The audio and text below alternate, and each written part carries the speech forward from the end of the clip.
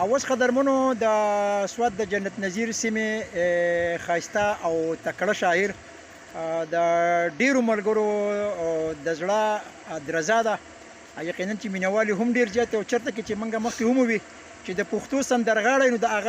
هغه به د خیالي صاحب سندره ویلي او چا چې د پښتو سندره اورېدلي نو به خیالي صاحب پیژني. نن ستاسو سره دغه د مخامخ دی، بلنه ورته ورکومه چې خپل یو دوه خبرې او یو کلام راسره شریک کړي. د اول نمبر خو زه ستاسو د ټولو د دې زړو ملګرو کم چې پکې نوي دي، دا زما یو ارمان و چې یاره د بختیزر دریاب صاحب و، د اقبال صاحب و، تاج اکبر صاحب و، نادان صاحب، بختیزر و، او دغه د فراموش شهاب صاحب و، او د ده ته مونږ اول شعبان ملنګ وي خو اوس سمندر شوی دی، پته نه لګي. واورېدل خو د دې په باره کې اول یو قطعه وایم چې د یو نه یو د بل نه بل ښکلی دی، د یو نه یو د بل نه بل ښکلی دی، او د سواد د خاورې هر یو ګل ښکلی دی. د یو نه یو د بل نه بل ښکلی دی، او د سواد د خاورې هر یو ګل ښکلی دی، او ته پېښور ته په چکر خو راشه بیا به دا نه وی چې کابل ښکلی دی. ډېر ښایسته یار. او دا بله یو قطعه دی چې وایي ستا د بوټانو د کړپا یریږم، ستا د بوټانو د کړپا یریږم، او ستا د جامو د رنګه لا یریږم،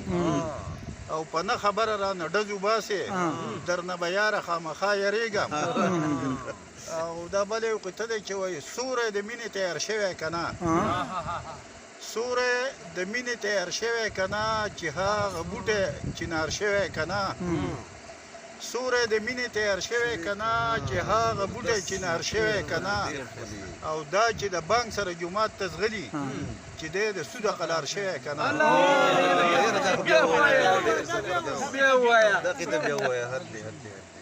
سوری د مینې تیار شوی که نه،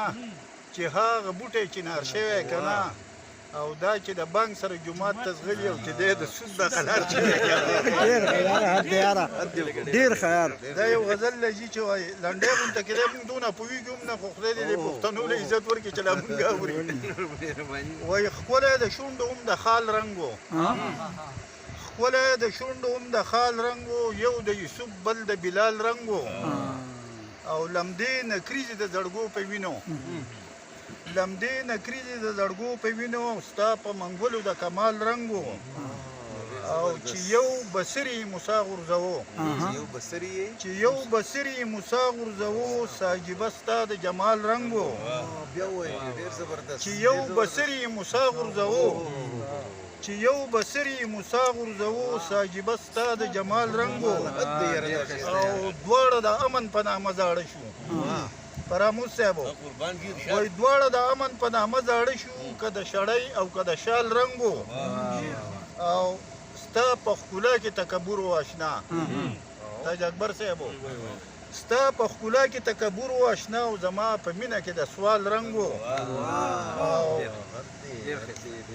اقبال صاحب چې دا یو شعر دی چې وایي د دروازې رنګ دې هېر شوی رانه، د دروازې رنګ دې هېر شوی رانه، او خدای خبر څنګ دې د دیوال رنګ و. د دروازې رنګ دې هېر شوی رانه، او خدای خبر څنګ دې د دیوال رنګ و، او ستا د دې ښکلو ښکلو سترګو په شان بختیزر صاحب ستا د دې ښکلو ښکلو سترګو په شان عثمان خیالي زما د خیال رنګ و. ډېر ښه جي، ډېر ښه خیالي صاحب، ډېر ښه.